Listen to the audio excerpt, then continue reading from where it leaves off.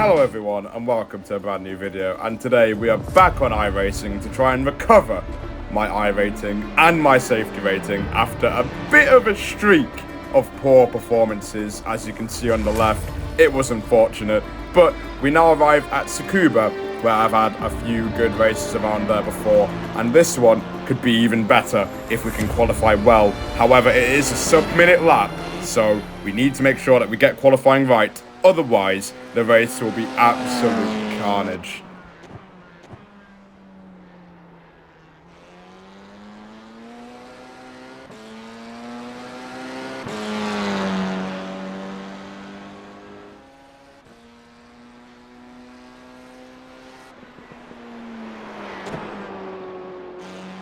Round the final corner we go after a very decent lap, and we cross the line to go P3 with a 53.6. Boom into the wall. Love. The estimated SOF is 1,541. Let's go points racing. Here we go then, from P3 on the grid, revving up to the 4 red lights in front of us, looking to keep it clean here, as we are now finally gonna get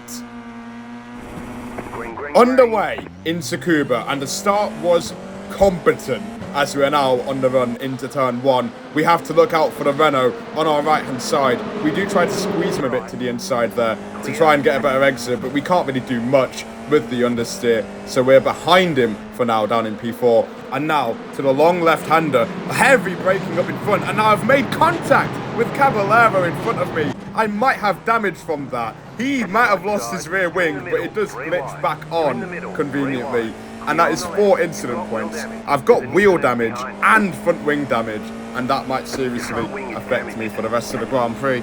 However, I haven't been given the black and orange flag, so logically you should continue, but look at the understeer I'm getting in the final corner now. The car doesn't want to turn. However, on the bright side, I do have a little bit more traction and less oversteer, meaning the car will be more predictable. But look at the gap to the guys in front as we get into lap 3. It just isn't worth it trying to keep up with them with the damage. So into the pit lane we go to use our fast repair, and unfortunately I forgot to get rid of the new tyres, so we're going to have cold tyres now by the time we get out of the pits, and we're going to be a long way down the order. However, the car will be fully working in tip-top shape. So we get out of the pit lane in P12, I believe, and look at that, nearly spinning on those cold tyres. So I'm going to have to give it a bit of time before I actually start getting up to speed. But now we move on to the end of lap 5, and the man we collided with, Gonzalo Caballero, has gone into the pit lane, so has another car. So we've now gotten into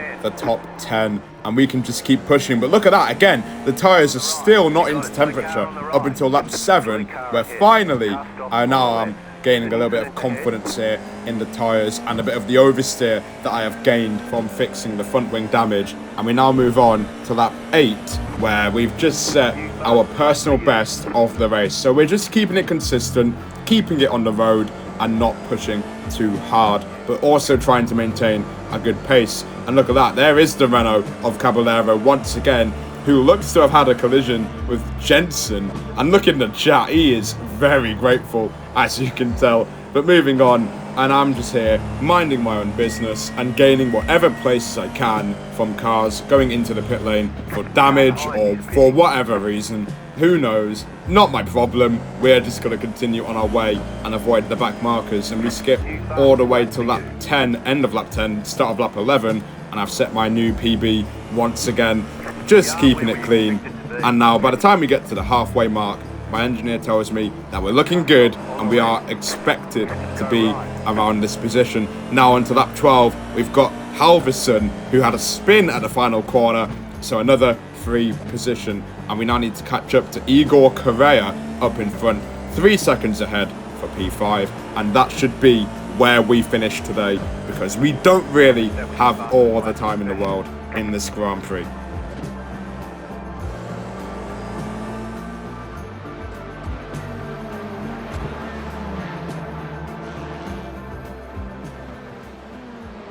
So on to lap 16 we go, and we're right behind Correa. Surely about to get this P5 position. We've got about 5 minutes of racing left to do, and because it's a sub-minute lap, we should do more than 20 laps in this race, which is a bit odd, because usually you'd never get near lap 20 in a normal track. But now, through this long right-hander, as we begin Sector 3, we get a good run, and Correa will do the boring thing and let me through. Smart, to be fair. Maybe he's had too many incident points in this Grand Prix. If you get 17, you get kicked from the lobby and disqualified from the race. So maybe he's on like 15, and a bit of contact will get him out of the race. I can push on, but I better not be doing things like that if I want to finish this race in P5. But we move on, thinking I'm going to finish in 5th, but we skip all the way to lap 22, and I'm actually only just over a second behind Trasero in P4, and I don't think he will want to let this go. We get the white flag at the end of this lap, and we've got 1 lap to try and see if we can sneak in to the top 4. So here we go. We're going to test him here. We're going to have a look to the inside, and he will turn early, and that tells me everything I need to know. He is feeling the pressure.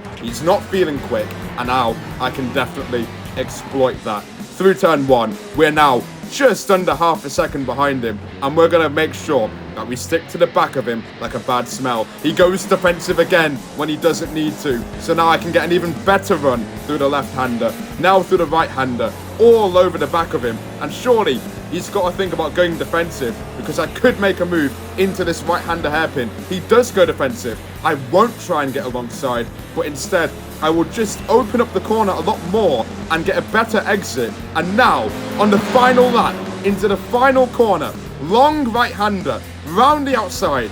Is it actually possible to get this move done?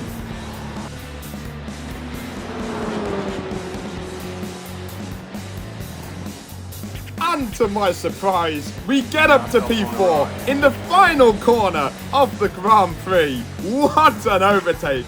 Probably the best overtake I've ever done in my life. I've probably said that about 5 times now in the last year.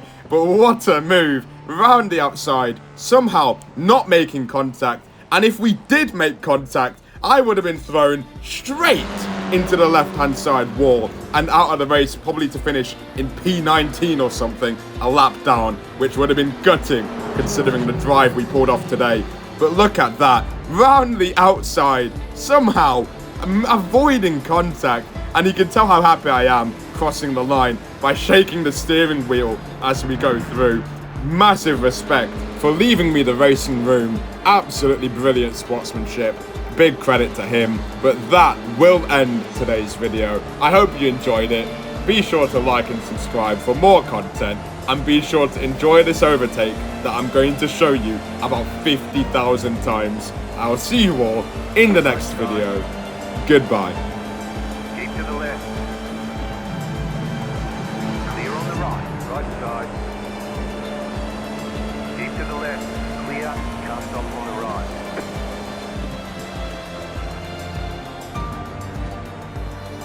Alright, there's checkered flag.